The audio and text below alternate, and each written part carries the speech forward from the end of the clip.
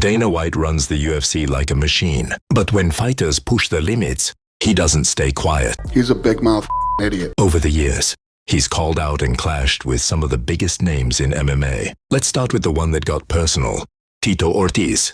Back in 2007, Ortiz publicly challenged Dana White to a boxing match. He put in his contract that he wanted to fight me to get rid of all the bad blood that we have between us, and I accepted. Dana accepted. He trained seriously. The UFC even planned to film it. But when fight night came, Tito didn't show up.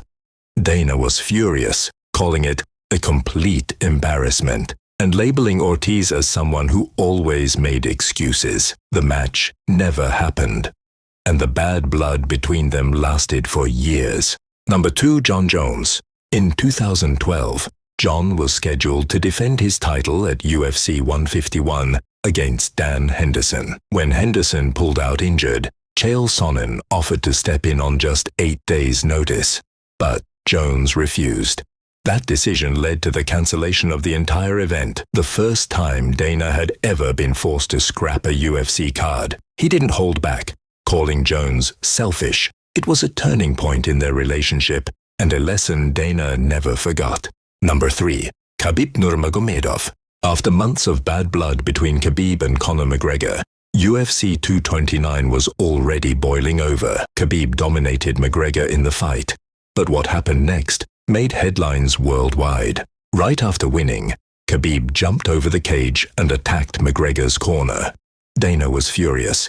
He refused to hand Khabib the belt inside the arena, saying it would cause a riot. Later, at the press conference, Dana called the brawl disgusting and admitted it was one of the craziest nights of his career. Number 4, Nick Diaz. A fan favorite, known for his raw talent, Nick wasn't just known for his fights.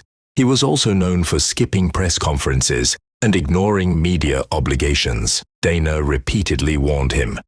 But when Nick no-showed the press events for his title fight against Georges St-Pierre, Dana finally snapped.